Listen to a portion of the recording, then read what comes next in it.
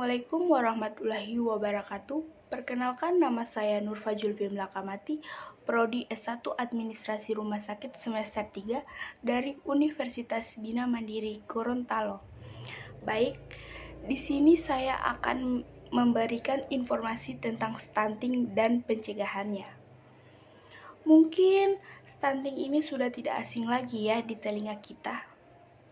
Tapi apakah teman-teman sekalian sudah paham betul apa itu stunting? Jadi, stunting itu adalah gangguan tumbuh kembang yang biasa terjadi pada anak. Nah, apa sih penyebabnya? Biasanya, stunting ini disebabkan karena kekurangan gizi kronis pada masa awal periode pertumbuhannya. Nah, biasanya anak yang terkena stunting, tinggi badannya akan terlihat pendek atau biasanya disebut kerdil. Bukan berarti orang yang pendek itu langsung dicap stunting, tidak. Jadi, seorang bisa dikatakan stunting jika menurut petugas kesehatan pertumbuhannya berada di bawah standar kurva pertumbuhan WHO. Kondisi stunting ini akan sulit ditangani apabila anak sudah berusia 2 tahun. Kalau sudah begitu, yang berdampak buruk bukan hanya dari pertumbuhannya lagi nih, tapi juga dari perkembangannya. Enggak hanya dilihat dari postur tubuhnya yang pendek, kecil, kerdil, tapi ia akan mengalami penurunan tingkat kecerdasan, gangguan berbicara, dan ia akan sulit belajar. Udah gitu, sistem kekebalan tubuhnya lebih rendah dari anak-anak lainnya.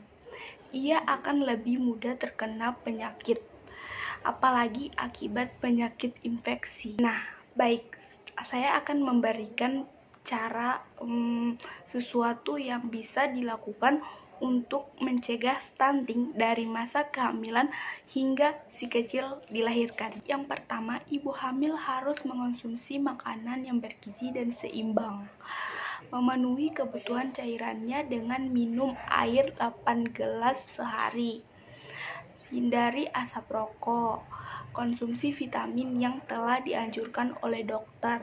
Yang kedua, berikan nutrisi yang lengkap kepada si kecil.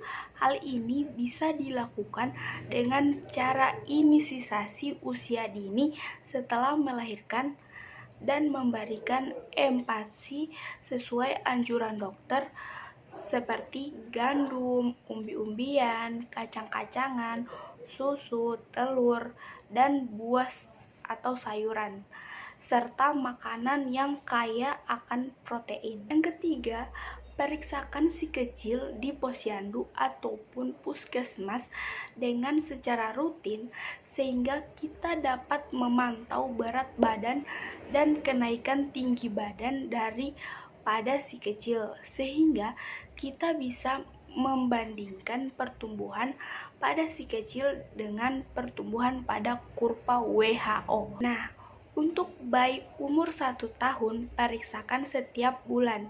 Sedangkan untuk bayi yang berusia 1-2 tahun, periksakan setiap 3 bulan sekali.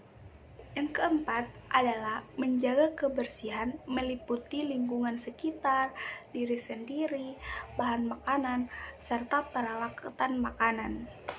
Caranya itu seperti apa? Nah, caranya sangat mudah. Jadi, kita harus memperhatikan di rumah dan menjadikan kebiasaan. Yang pertama, sebelum dan sesudah makan, kita harus mencuci tangan menggunakan sabun pencuci tangan.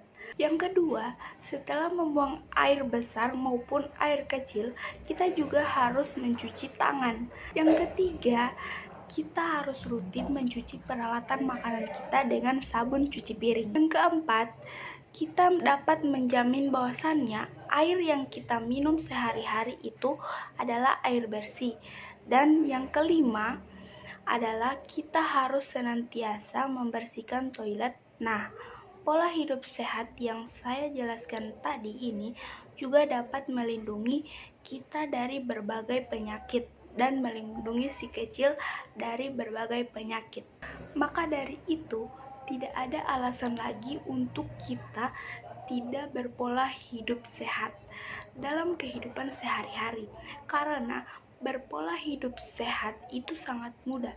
Dan mari kita bersama-sama berpola hidup sehat agar angka stunting di Indonesia dapat berkurang.